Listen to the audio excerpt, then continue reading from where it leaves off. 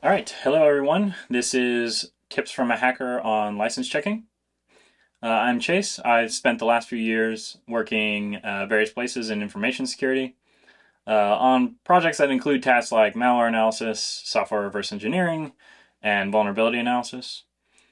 So, despite the fact that I am not someone who cracks or uses cracked audio plugins specifically, I have spent some time learning essentially the same skill set for the sake of competitions and professional work. So I think I nonetheless have some expertise to rely on with respect to this issue. So when I'm done with this talk, I hope that you will understand the tools and approach of most crackers. I hope you'll have some idea about how to implement a license checker. I hope that you will know some common mistakes to avoid, which, if made, can make it much easier for crackers to bypass your copy protection. I hope you will additionally know some techniques to harden your copy protection. I will not, unfortunately, be able to provide an uncrackable scheme for everyone to use. Such a thing is impossible. But I can provide a sort of mental framework for people to use when designing their own schemes, and some general advice on how to harden those schemes and make it more difficult for people to reverse engineer them. So first of all, what is license checking or copy protection? As many of you have no doubt experienced, the first step after downloading an audio plugin or other software is usually to enter some sort of authorization key or license file. And as I'm sure you can no doubt infer, the purpose of this is to ensure that those who have purchased it are the only ones who can use it. There are, however, crackers who will alter the software to bypass these checks and distribute them widely on piracy websites and forums. So what we want to do is make this task more difficult. Okay, so there are a few approaches to copy protection. The first is to not bother with it or to implement minimal license checking. This can work particularly for small companies with cheap products. If your software is only a few dollars and you don't have a lot of time to invest, then users might rather pay for it than go through the work of pirating it. And if your user base is small, your product might remain under the radar of the more competent crackers. But as soon as there's sufficient demand for your product, it will inevitably be released on piracy sites. And so, another option that's commonly opted for is to contract a company like Pace to do it for you. I'm not going to recommend against this option. It's highly unlikely that your copy protection will be designed as well as theirs. But there are some downsides. The first is, the large number of products that use it means that, many crackers will be targeting this scheme. And when the, latest generation of it is inevitably cracked, all the plugins that use it might be cracked also. And you also just might not want to pay them. And so the last option is to roll your own copy protection. This will not be the best option for everyone. One of the pros is that, your software will only get cracked if it gets targeted specifically. It won't cost you anything except time. But the main risk is that your implementation might contain, one of the myriad of mistakes that can make it easy to crack. And so I'll leave it up to your judgment as to whether this is the best option for your product. But my presentation will be focused on this final option. So I think it's well known at this point that no copy protection is perfectly secure, and that if someone skilled enough is willing to spend enough time on your product, it will eventually get cracked. So you might ask, what is the point of investing in copy protection in the first place? So I think having even a mediocre design can significantly raise the bar with respect to who can crack your software. So if your product isn't in comparatively high demand, the expert crackers might not get around to it. And so it might be a lot longer before it gets cracked because the beginners are unable to do it. Even if it does get cracked, I think you can reduce the frequency at which this happens. You can find various testimonies on the Juice forums or KVR forums of people who are having their products recracked within a few days of every major update. A good license checking scheme can make this process take weeks or months, which means that the cracks will be increasingly out of date compared to the legitimate versions, and thus it'll look less appealing to users, And it'll look less appealing to the crackers, who might anticipate a much more difficult job in reverse engineering your software. I would also propose that if everyone across the industry makes their plugins, just a bit more secure, it could significantly reduce the rate at which plugins are cracked across the industry, because now most schemes, are relatively basic or make basic errors. That means it can take minutes to crack them. Whereas even a slightly better design scheme could take significantly longer. So over the next 40 minutes or so, I will present some tips that I hope will help everyone who's interested make their plugins a bit more secure. So the first thing I want to discuss is the Cracker Toolkit, namely the tools and techniques that the crackers use. Most of you are probably developing your products in a language like C, C++, or Rust. These languages are compiled from the code you write down to an intermediate representation like LLVMIR or MLIR, and then finally down to the assembly language for the target platform. And since the cracker doesn't have access to the source code, at least I hope, they must either, one, find a weakness in the scheme that allows them to generate valid licenses, or two, alter the compiled binary to bypass these checks. We'll take a look at both of these, and often crackers will do some combination of both of them. So as far as the tools that crackers use, the first broad category includes survey tools. So this could be tools that allow them to dump the strings in the binary, to dump all the detected function symbols, to generate diffs between two different versions of a binary, etc. It may also include disassemblers, like Binary Ninja, Ghidra, IDA Pro. The purpose of these is to lift parts of the binary file into assembly, and then these tools can usually also run various analyses on that assembly to recover things like function starts, the control flow graph of some function, cross-references between code and data, etc. They may also use a debugger, which, in addition to the above tools, can include things like GDB or LLDB. Many of you have used debuggers to diagnose things like seg faults or other problems with your software, but these can also be used by the cracker to recover information about some software while it's executing, which is often easier to do than by just statically analyzing it.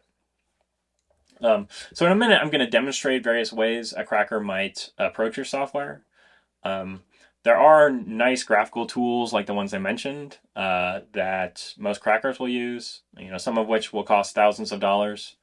But for all the examples I'm going to show today, I've chosen to do everything in the terminal. This can make the reverse engineering a little harder, but I want to make sure that nothing in this talk can be used as a tutorial by a beginner cracker. And so hopefully the way I present these examples will help you all understand how to better protect your software and what kinds of weaknesses you need to avoid. While at the same time, someone who isn't already skilled won't be able to follow any of the individual steps that I do. Okay, so to make sure all this is clear, I'm first going to show how one might use a debugger or disassembler on a small program. And then after that, we'll get to some basic license checking schemes. All right, so if I go to my terminal, you can see I have here listed in the directory a example binary and a main.rs. We can take a look at this main.rs file, and you'll see at the top here that we get the list of arguments and store it as a vector. We then check to see the number of arguments passed. If it's too few, then we print the usage information. And if it's the correct number, then we will check the first argument against the string 1234, after which we will print if the password was correct or incorrect. Okay. So if we exit out of this, we can run the example binary. And then we can pass it a string like 1111, which in this case, it will print incorrect password. And so now what we're going to do is we're going to disassemble this binary to see how we might go about discovering this if we didn't have access to the source code.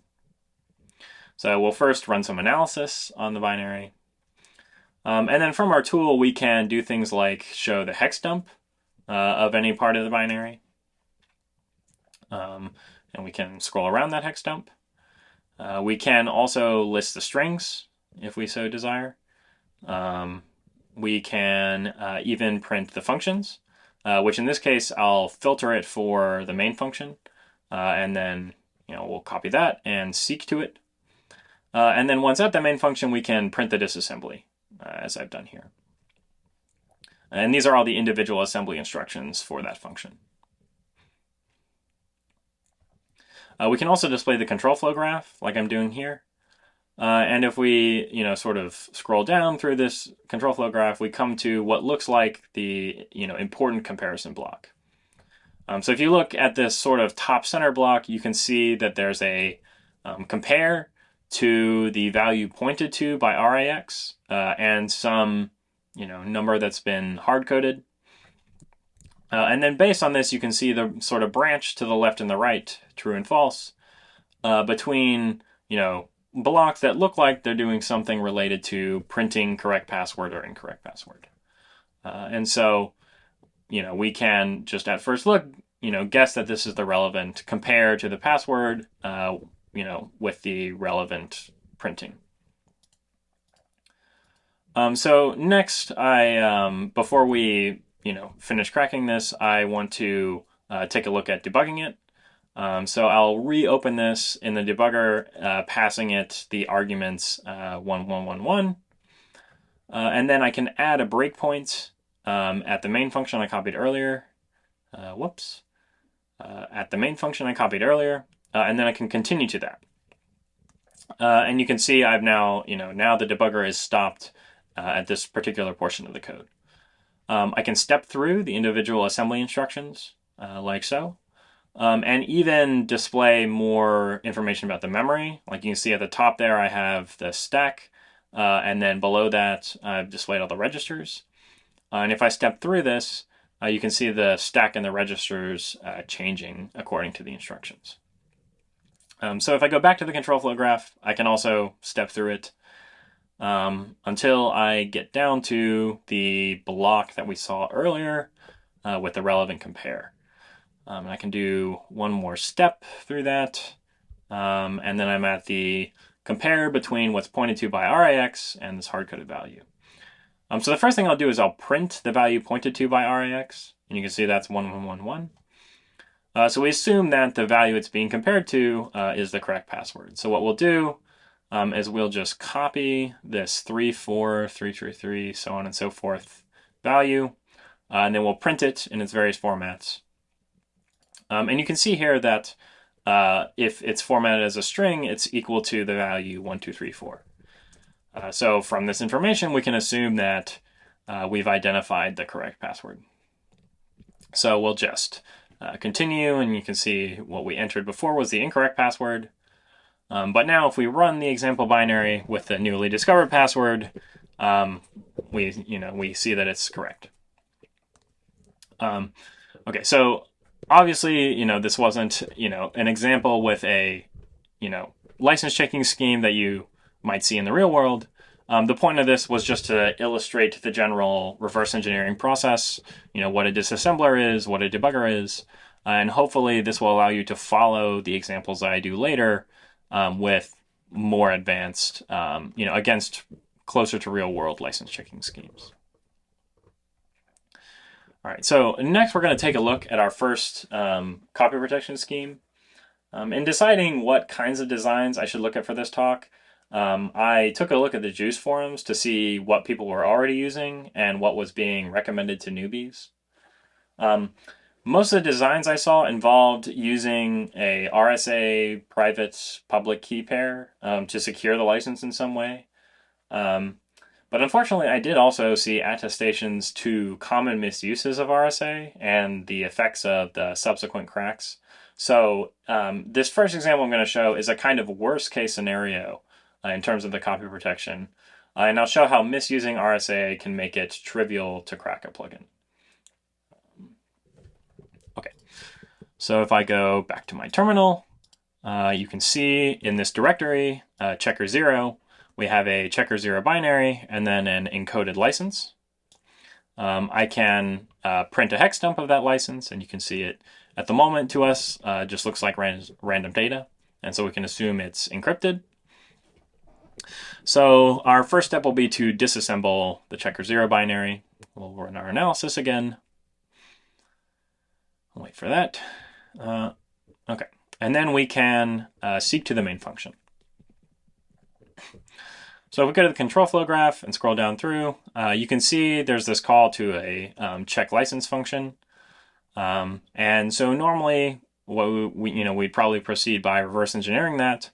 But in my quick scroll through, I did notice something at the top if we scroll back up, which is you can see our tool here has detected a reference to what looks like an RSA private key of some kind, which is bad. You should never see the private key distributed to users. And so we will first try and dump this private key by using a survey tool to dump the strings, and then we'll just filter it for the header of that key. And then you can see we have the private key here. So I'll just copy that, put it into a file.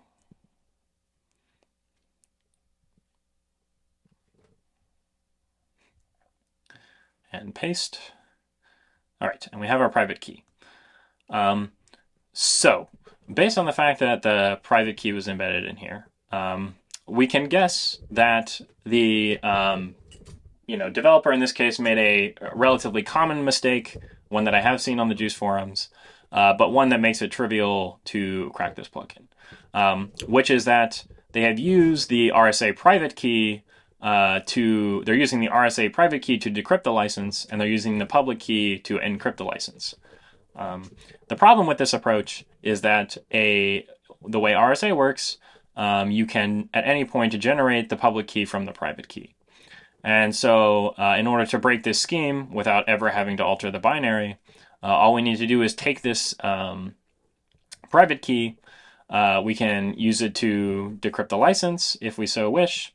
And we can also use it to generate a public key that we can then use to generate forged licenses. And so I'll show that process in 1 second.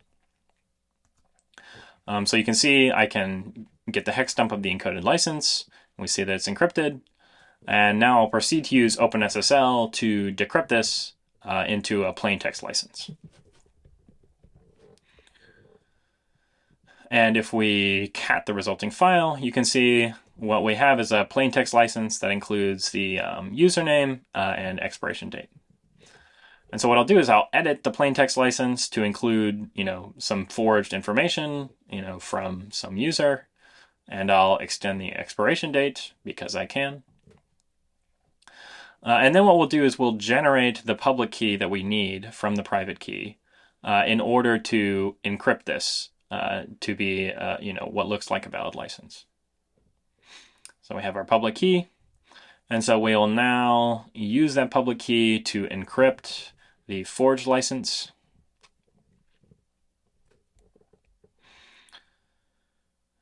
And then once we have our new .encode, we will simply switch the old and the new licenses so that we can test it against our checker. So we'll run our checker, and you can see it detects that it's a valid license with the username and the new expiration.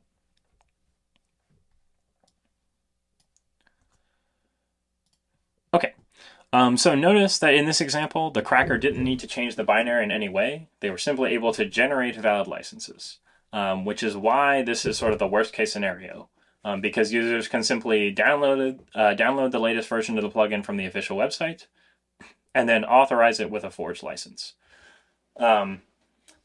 Yeah, so this is the worst possible case. So I expect that most of your schemes will not contain this mistake, but it is something that I have seen before, and it's why I thought it might be useful to present it. Okay, so our next example, I'll show a more proper usage of RSA. And I suspect, based on what I've read on the Juice forums, that some variation of this scheme is quite common. And so hopefully this example will help explain the weaknesses that many of you might have in your current copy protection. Um, and yeah, okay, so a bit about this example too. In addition to using RSA properly by embedding the public key and using it to check a signature, um, it also obfuscates the public key in various ways to make reverse engineering more difficult. But we'll see that despite all this, the scheme ends up being quite weak. And hopefully this will illustrate, the kinds of weaknesses that copy protection schemes can have, even when some thought was put into their design. And then after this, we'll discuss some better ways to harden your schemes. Um, so just a quick note, so that it's sort of easier to follow when I'm reverse engineering it later. Kind of the cracker wouldn't know this. This is something they discovered by reverse engineering. But the way that the developer obfuscated the private key in this case, or the public key, sorry, the way they obfuscated the public key in this case is by splitting it into 8 different parts, storing these parts at different places in the binary. And then each of these pieces is encrypted at compile time and then decrypted at runtime. So that when the public key is used to validate the signature, the license checking function will first call each of the functions needed to decrypt the data that's stored statically in the binary and then combine all 8 bits of data to reconstruct at runtime the public key that it can then pass to the relevant functions to verify the signature. Okay. So we will, if I go back to my terminal, take a look at how we might approach this scheme. Second. Yes. Okay, so in our checker1 folder, you can see we have a checker1 binary and then a folder that contains the keys, which in this case, there's a license.txt and then an encoded signature. In your real schemes, you're probably going to want to encode or encrypt both of these into a single file. But for the sake of this example, I have it as 2 separate files just to make this example easier to understand. I can cat the license and dump the hex of the signature, so you can see the format of both of those. All right, and then if I run the checker, you can see it detects that there's a valid signature. Now what I'm going to do is I'm going to go to the license and I'll change the name to something invalid. And then if I go back, if we run our checker, you'll see that it detects an invalid signature. Okay, so now as the cracker, what we want to do is make it detect a valid signature even though it's currently invalid. So we'll start that process by opening our disassembler and running some analysis. And the first thing we notice is that if we list our functions, we don't have all those nice symbol names like we did before. The symbols include, in a binary, include many things, including the names of functions. If you're reverse engineering something, and you're very lucky, the binary might include all the function names, which makes it, much easier to reverse engineer. Many frameworks by default will strip symbols whenever you compile in release mode as opposed to debug mode. But this is not always the case. Rust, for example, includes symbols unless you explicitly specify the appropriate flag. I also mention this because I've seen it recommended online that people include symbols even in their releases, so that users who experience crashes of some kind can upload a core dump, and then you can more easily trace the source of the crash. I'm not necessarily saying that you shouldn't do that, but there is a significant security trade-off in that it becomes significantly easier to reverse engineer a binary with all the function names in it. Okay, So if I go back to my disassembler, I can dump the strings because, we want to find some string that might be an irrelevant function that we can start reverse engineering at. So if I scroll up through this, a little bit more, you can see this invalid signature string up here. That looks like something related to signature checking. And so the next thing I'll do is I'll just copy that address, and then I'll find all the cross-references to it, which in this case there's one. So if I seek to that, I will find, a bit of code. And so I'll scroll up to the top of this, what looks like a function, and I'll just define a function there since it wasn't detected before. And then rename that to checker. All right, and then now, I can look through the control flow graph, and you'll see up here at the top are all the calls to, what we know, but the reverse engineer would have to discover by reverse engineering further. These are all the functions that reconstruct the public key from the encrypted data in the binary. So, if we were reversing this, we might go look through these and we'd see that, this is, looks pretty complicated. A lot of these functions are quite large. So we might come back to this later after we've done some more triage. So we'll continue this by just printing the whole linear disassembly of the function. And looking through, we see it calls various strings and it references various strings, calls various functions. But perhaps most importantly, we see this call to a digest verify final function. And if you've worked with crypto before, you might recognize this as the final step to verifying a signature. And so what we'll do is we'll seek to this address and look at that basic block. And you can see here, there's the call to that final function. And then it compares the return value, which is stored in EAX, to 1, which in this case is going to be true. And then it branches, based on true or false. So we might venture to guess that what's happening here is this is the final step of the signature verification. And then based on if the verification indicates validity or invalidity, it will branch to the, success or failure conditions. And so what we might want to do is alter the code here in some way, or patch the code here in some way, so that it will succeed when there's an invalid signature. So to do this, I will go to the relevant instruction, and there's various ways you could patch this. But for the moment, what I will do is simply replace the compare to a 1 to a compare with a 0, so that it will succeed when an invalid license specifically is passed in. And I will paste the relevant address. Okay, and you can see that instruction was changed. We can now exit out and run our checker, and you can see now it detects that the signature is valid. And if we go into the license and change it to some other user, and then exit out, you can see that yet again it is detected to be a valid signature. So what was the problem with the previous example? The biggest problem was that despite the fair amount of work going into obfuscating the public key, there was still a single branch that the cracker needed to patch to bypass all of it. And they could do this without needing to go through the work of understanding the obfuscated key reconstruction code.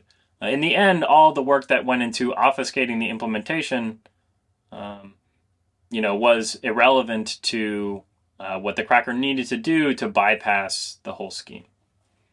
So how might we improve this system? In approaching this question, I want to first observe that there are at least 2 broad classes of schemes people can use when developing their copy protection system. The first is involves the use of cryptographically secure algorithms. When these algorithms, like RSA, in the previous example, are used correctly, it can be practically impossible to forge valid licenses.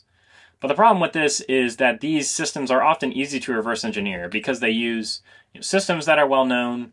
The reverse engineering tools are able to identify functions, relevant to OpenSSL or some particular implementation like we saw in the previous example.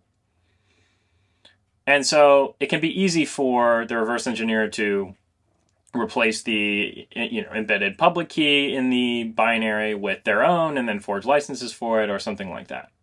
And they can do all this without needing to reverse engineer much of the code. They just need to identify key bits. The alternative is custom schemes, or schemes that combine in a sort of user-defined way a variety of open source algorithms for encryption and decryption. And with these schemes, if the cracker wants to spend the time reverse engineering the convoluted use of some combination of encryption and decryption algorithms or hashing functions, it may be that they can forge valid licenses. But the way these schemes are implemented is usually much harder to reverse engineer because it doesn't use algorithms in the usual way. And so there's a lot more manual work that's required to understand how these schemes work before you can generate or forge a valid license. And so I think a potentially productive approach is to combine these two into a single copy protection scheme. So an example of this might be if you used the RSA key properly, as we saw in the previous example, but simultaneously appended to the encoded key a series of hashes from the license, and these hashes are generated using either user-written hash functions or user-defined combinations of popular hash functions, which are compiled in such a way that the reverse engineer needs to spend a significant amount of time understanding all of this in order to know how to forge each of the hashes that go beside the key. So in thinking about how to design these schemes, I've listed here a set of principles that we can refer to guide us in developing schemes that are hard to reverse engineer. The first is diffusion, which is that we want to spread our license checks over both time and space in the binary. Second is obfuscation. We want to make it difficult to understand how these schemes are implemented. The third is integrity. We want to, when possible, make sure that our integrity checks or make sure that our license checks haven't been altered. Variety, we want to make sure that these checks are different from each other so that they're not searchable or cross-referenceable. We want our checks to be incremental, so we want to check the license in pieces rather than have a single point of success or failure. We want the checks to be isolated from one another so they can't be discovered by following a single path in the control flow or by cross-referencing between them. We want the checks to be integrated with the important code. And then lastly, we have frustration, which is the desired mental state of the cracker when reverse engineering, though there are no guarantees.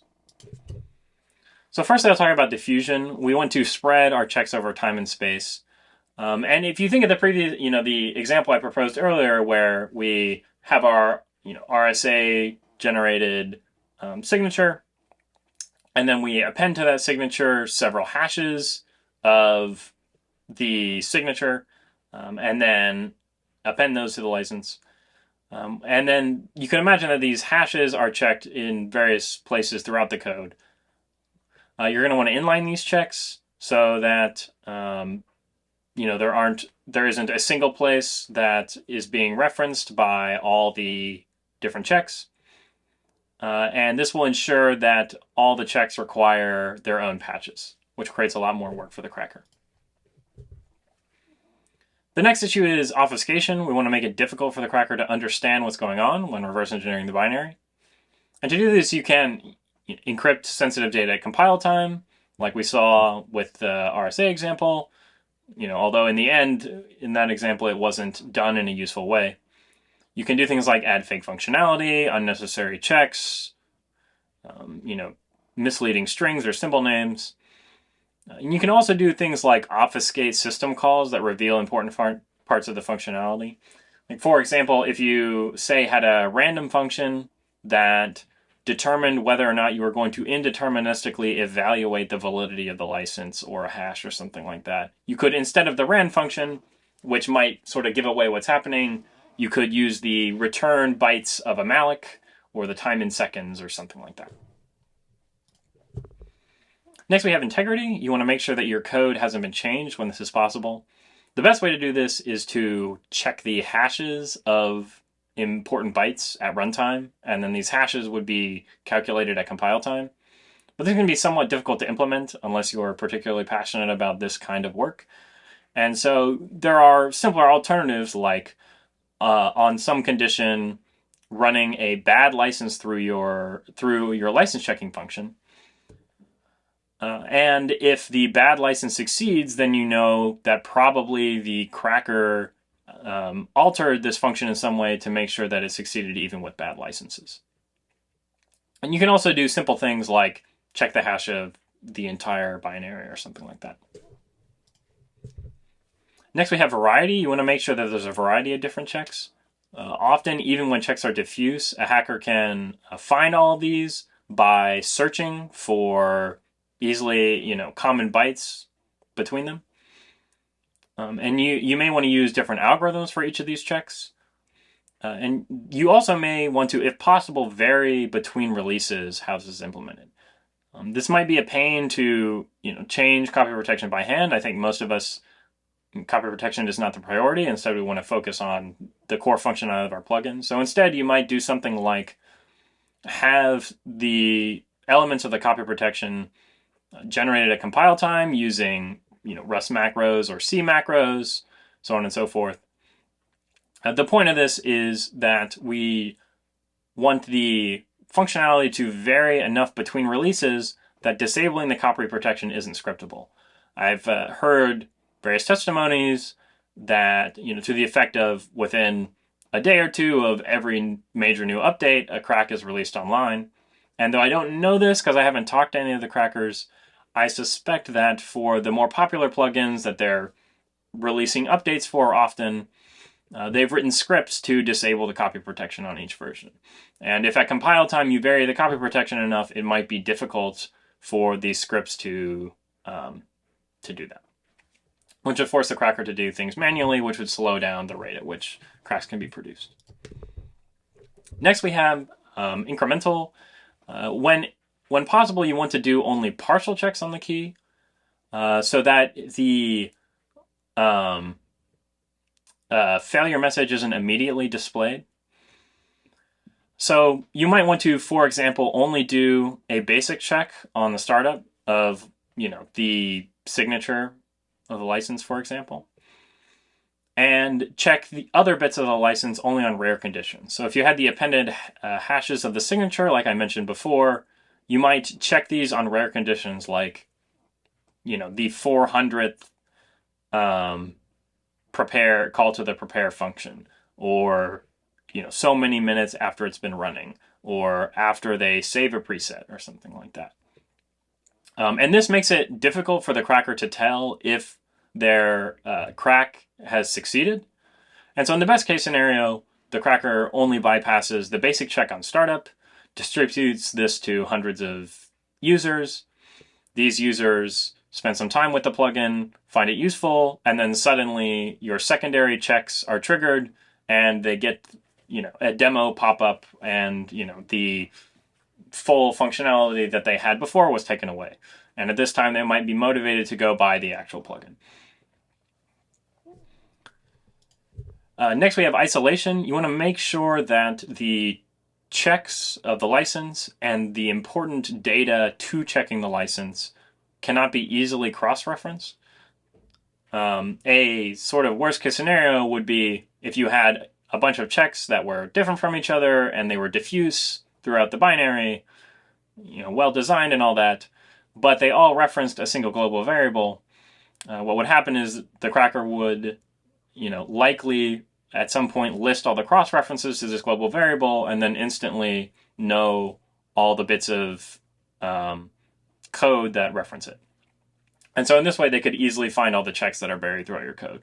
And so instead, what you may want to do is dynamically resolve these references by calculating at runtime the address of the pointers where the data is stored so that a static analysis tool can't identify it. And you may also want to do things like for critical for like network functionality, for example, if the only time your plugin used networking was to periodically check the license against some data that a server could provide. If your plugin had no other networking code, it would be a pretty strong giveaway to the cracker what was happening if they at some point listed all the imports to your binary and noticed networking related calls. At this point they would find the cross references to those, and then they would notice the periodic checks.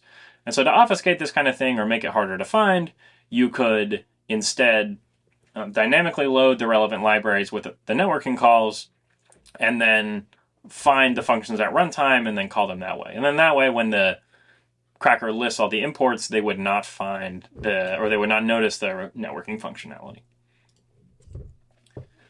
Then finally, we have integration. You want to integrate your checks with important bits of code.